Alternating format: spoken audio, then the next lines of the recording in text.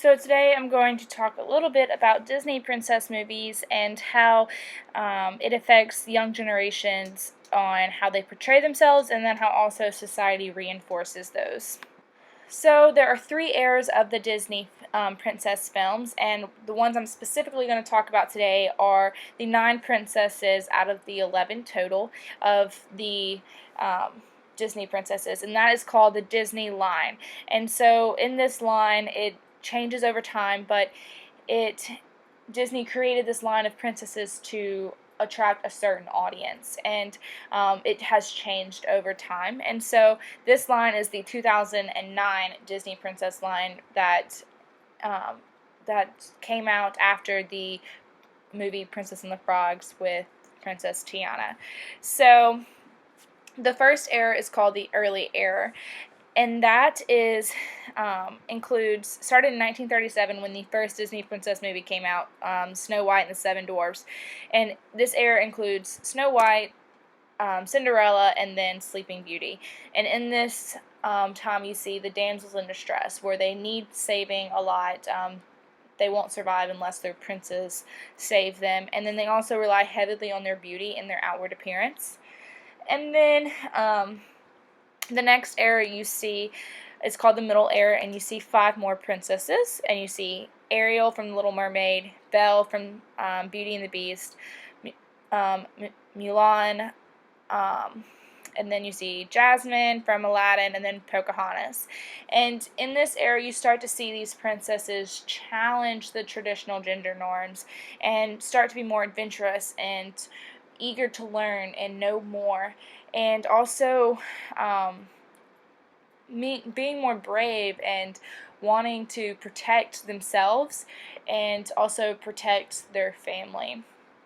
And so, and then the most recent era is called the modern era, and it has added more to this, but specifically during this time that I'm going to talk about is Princess Tiana. And during this time, you see the princesses start to value something other than their beauty and needing saving. You see them focus on their career. So Princess Tiana is from the working class. She wasn't a princess right out of the bat. She was from the working class, and that's really important because Princess Tiana saw the importance of working in her work ethic. So that is, during this time in 2009, you see more women joining the workforce. You see more women being more self-suitable and not needing saving. But in all of these movies, in all the Disney princess movies, you do see a hero in the prince, and but in Princess Tiana's case, they kind of save each other, kind of thing. So Princess Tiana kisses the frog, and they become human again, whereas they save each other, and then like the prince also saves her and helps her reach her dreams. So I want to talk about the different gender roles portrayed for both male and female characters, specifically in Disney princess movies. So for male characters, you typically see them as strong. You see that in Gaston, and you see that in Eric, really any of the princes. And then you see them have this savior mentality where they have to save their princess, and you see them being brave and leaders and courageous, and just this epitome of what a man should look like in society's views, taking care of their woman kind of thing.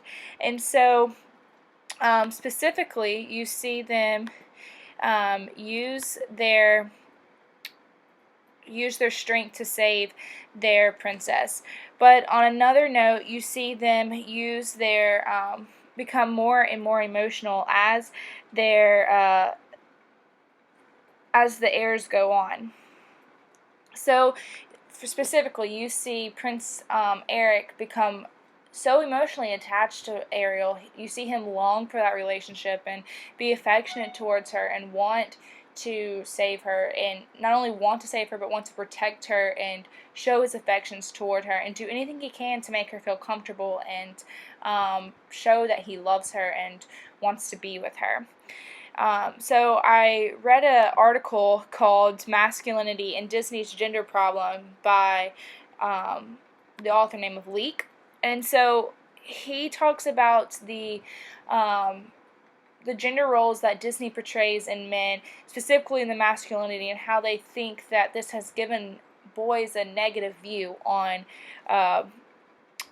how a man should act, kind of thing. And so, specifically in the savior mentality that Disney has portrayed men to be. Talking about how he believes that showing more and more characters that always have this hero and of always having savior mentality can give false hope to young boys that they are the ones that are always going to save their love and always going to protect others, when that's not always the case. When women have become more and more self-sufficient and maybe not need as much saving from their male counterpart. And so, while on the other hand, Disney has portrayed females as weak, helpless, in need of saving by their princes, and then they also rely heavily on their looks, and they also use their looks to get what they want.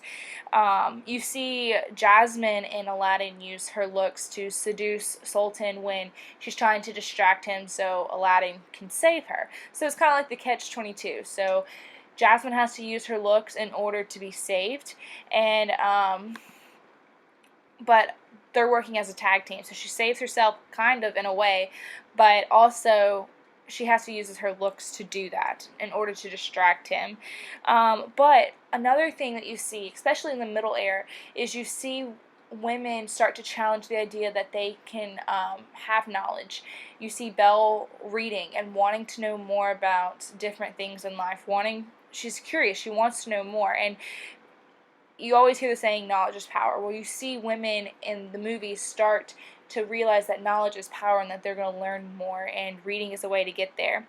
You also see them become more adventurous and wanting to explore and see the world. They don't want to just stay in their castle or stay where they are. They want to know more about the world. And so a study I found called Gender Role Portrayal in the Disney Princesses by England, Descartes, and Collier Meek talk about how Disney gives girls these false hope of true love at first sight. So what that's talking about is how Disney is using this idea of love at first sight to give girls false hope. So in the Disney movies, you see the prince and the princess look at each other and they're automatically in love, and they don't really have to work at the relationship, or they don't have to have a conversation. They don't have to really interact at all, but they see each other and they're in love, and they know that's who they're going to marry.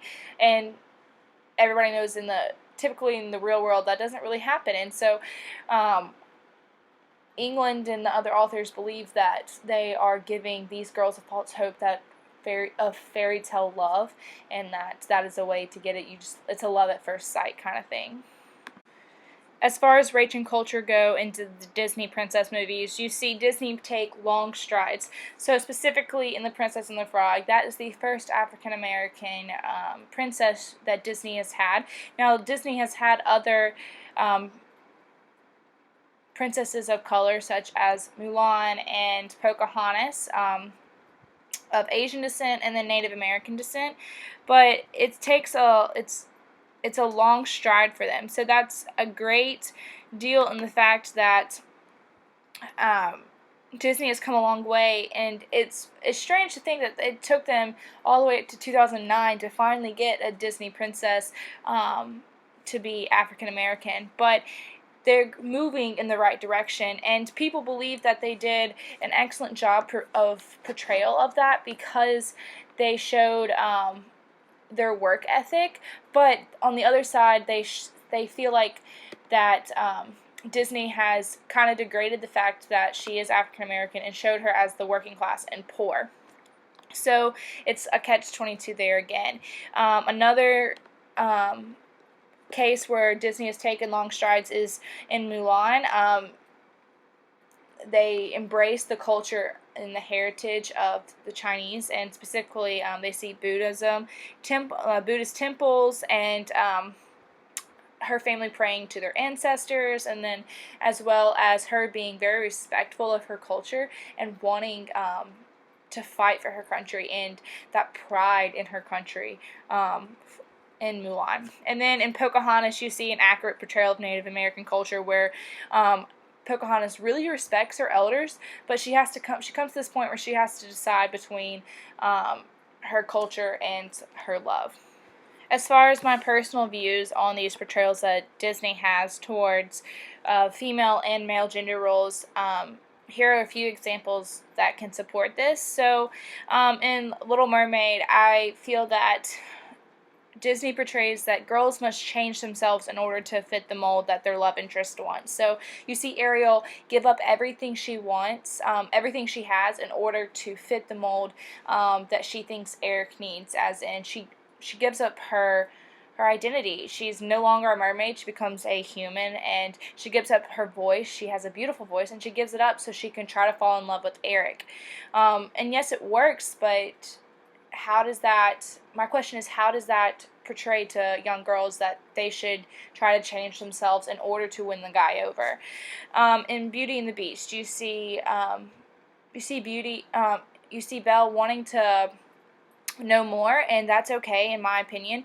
You just see her being teaching that knowing stuff and being knowledgeable is okay, but it also is okay to be emotionally abused by the love of your life. So, like, you see the Beast, or Adam as he is, you see him emotionally abuse her going through this emotional roller coaster of, should I love him, is he going to hurt me, and stuff like that. And that brings up a good point of domestic violence, when in today's era that is a big thing, and that can traumatize some people if they have gone through domestic violence. In Mulan, you see a more positive side of Disney's portrayal. You see be strong and fight for your country, take pride in who you are, and don't let your gender define how much you can do. In Aladdin, you see that Jasmine chooses who she wants to love. She doesn't let her family decide that for her. But you also see her use her sexuality to get what she wants. And that can have a negative connotation towards young girls, to teach them, just use your body and you'll get what you want, kind of thing. In Snow White and the Seven Dwarfs, you see women are in need of saving, and so she's domestic, she is nurturing and all that, and she's your typical traditional woman, but she is in need of saving, and the only way for her to survive is if she is saved by her prince. In Tangle, you see Rapunzel be more, you see her be more courageous and brave and strong and being adventurous. She doesn't want to just be confined by her little dungeon castle thing. You see her be adventurous and want to know more and know her heritage and want to find out who she is. And it teaches girls that being adventurous is okay. It's okay to want to know more. It's okay to be adventurous and eager to learn. So that's just my personal views on some of these things. I would love to hear some of your thoughts. Please comment and just tell me what you think. I just have a few questions of, like, how do you think your favorite Disney princess movie portrays women and men in both negative and positive light? Just let me know what you think. I hope you all have a great day.